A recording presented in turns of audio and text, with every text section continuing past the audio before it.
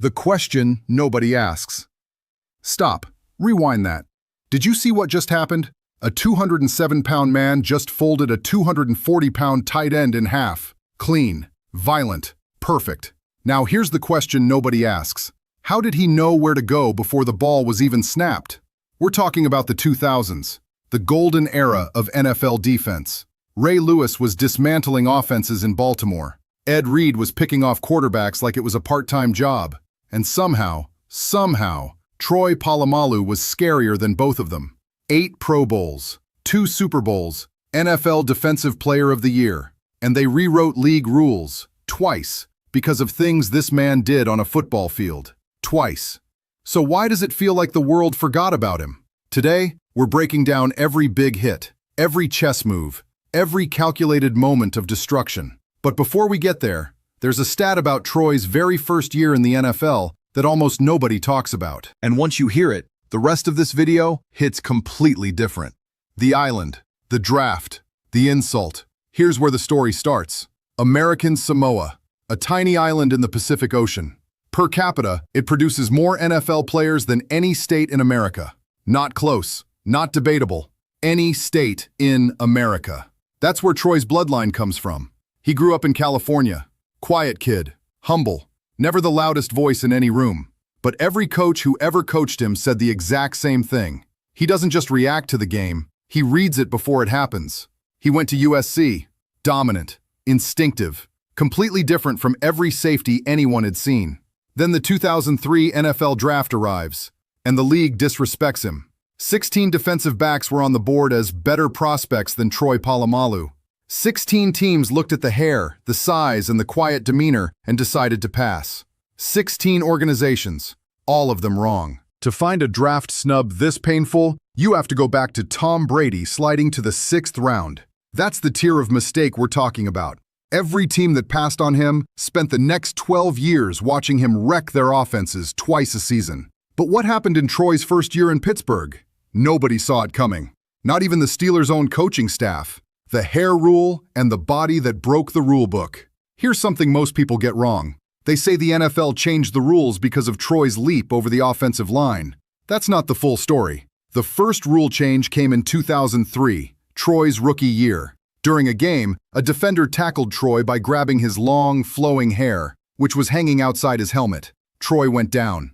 The play was ruled legal. The league looked at the footage and had a problem. Because nowhere in the rulebook did it say that hair, hanging visibly outside the helmet, was part of the uniform. So the NFL rewrote the rule. Specifically, deliberately. If your hair is visible outside your helmet, it is now legally considered an extension of your uniform. You can be tackled by it. That's called the tuck rule of defense. Except it has Troy Polamalu's fingerprints all over it. The math here is broken. Most players spend entire careers without touching a rulebook. Troy reshaped one before his first full season was even over. Now, about that leap over the offensive line. The play was real. The chaos was real. But here's what made it truly terrifying. It wasn't about the rule. It was about the physics. And that physics lesson? It's coming up next. The Super Bowl nobody fully remembers. Super Bowl 43, February 2009. Pittsburgh Steelers versus Arizona Cardinals. Most people remember one play from this game. James Harrison, 100-yard interception return, end of the first half. Longest play in Super Bowl history. But the 4 plays before that interception? That's where Troy was working. On first down, Troy reads a screen pass to Larry Fitzgerald before Kurt Warner's eyes even move. He blows it up at the line of scrimmage. Gain of 0. Second down, Troy walks into the box late after the Cardinals' offensive line has already set their protection, and Anquan Boldin adjusts his route because of it. The timing breaks down. Incomplete. Third down, Troy fakes a blitz from the weak side. Warner hesitates, exactly half a second. That half second is what puts the ball in Harrison's hands. The most famous play in Super Bowl history was built on Troy's disruption 3 plays earlier. To understand and impact this total, you have to look at names like Lawrence Taylor in the '86 playoffs or Mike Singletary in the '85 Bears defense. Players who didn't just make plays, they made entire offenses malfunction. Troy was that kind of problem. And the fear he created in that Super Bowl? It had a name.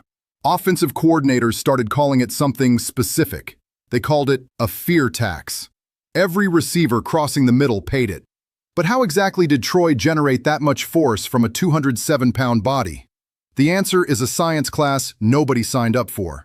The physics of destruction. Sports scientists studied this. Real data, real results. Troy Polamalu, at 207 pounds, generated hit force equivalent to players weighing between 240 and 250 pounds. 30 to 40 pounds of phantom force, from a body that didn't have it. Here's exactly how. Most safeties line up in the middle of the field, 12 to 15 yards deep. They react. They run straight. They arrive after the play develops. Troy exploited something called the C gap, the open lane between the offensive tackle and the tight end. While every blocker's eyes were tracking the linebackers in front of them, Troy was already threading that gap from an angle they couldn't see. He also studied the silent count. Road teams use a silent count, a visual snap signal instead of a verbal one, because the crowd noise makes it impossible to hear. Troy would watch the center's knuckles. The moment the center's grip shifted from a resting position to a drive position, the ball was about to move. That read gave Troy a quarter-second head start, every single play. Now combine the C-gap angle with the quarter-second jump, and Troy wasn't running to where the ball carrier was. He was arriving at where the ball carrier was going to be. That's not instinct. That's geometry with a football helmet on. And the hit that made the entire Cleveland Browns organization redesign their offense? It started exactly here. The December that broke Cleveland. December. Pittsburgh versus Cleveland Browns. Troy doesn't have a good game. He has a historically good game. 6 tackles, 2 sacks, 1 forced fumble, and a hit that made the broadcast booth go completely silent. Third quarter. Browns tight end Benjamin Watson runs a crossing route over the middle. Watson is 6 feet 3 inches, 255 pounds. A big, physical target built to absorb contact. Troy meets him at the exact intersection of the route, not where Watson lined up, not where he caught the ball, but at the precise yard line where Watson's momentum peaked and his body weight shifted forward. Watson's feet left the ground, both of them, completely airborne. The broadcast booth went silent for 3 full seconds. You know a hit is something different when the people whose job it is to fill silence choose not to. And then, the very next play, Browns running back Peyton Hillis takes a handoff up the middle. Troy reads the pulling guard, ignores the fake, and meets Hillis in the backfield before the handoff is even fully tucked. Back to back, same quarter, same player. The Browns' offensive coordinator scrapped 3 running concepts from their playbook after that game, permanently. But this peak, this ridiculous, terrifying peak, almost never happened.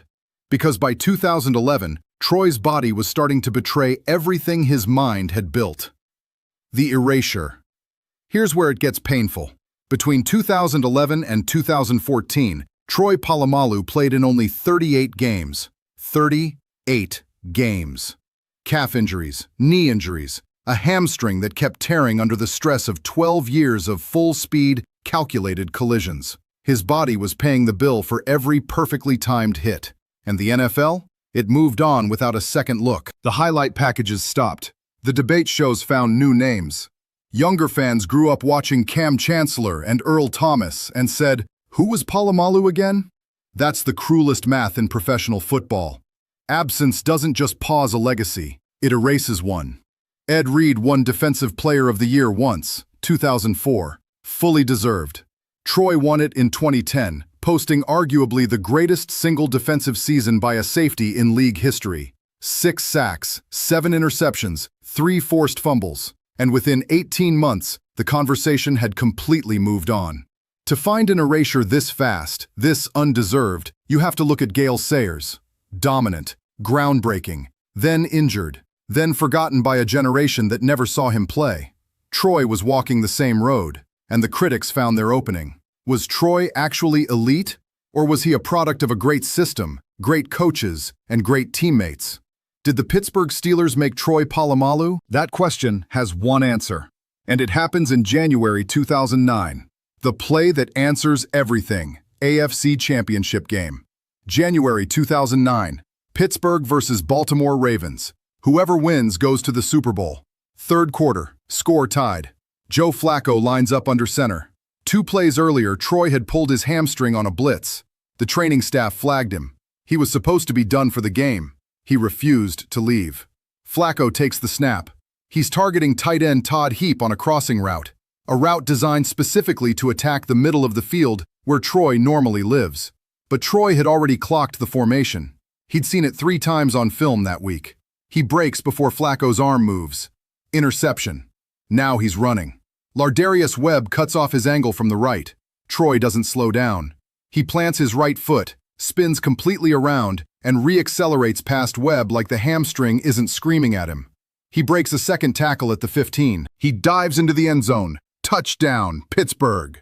A safety, not a cornerback, not a linebacker, not a running back, decided an AFC championship game on a gimpy leg against a defense that knew exactly what he was capable of. The Steelers didn't make that play possible. Troy's Wednesday film sessions made that play possible. That's the answer.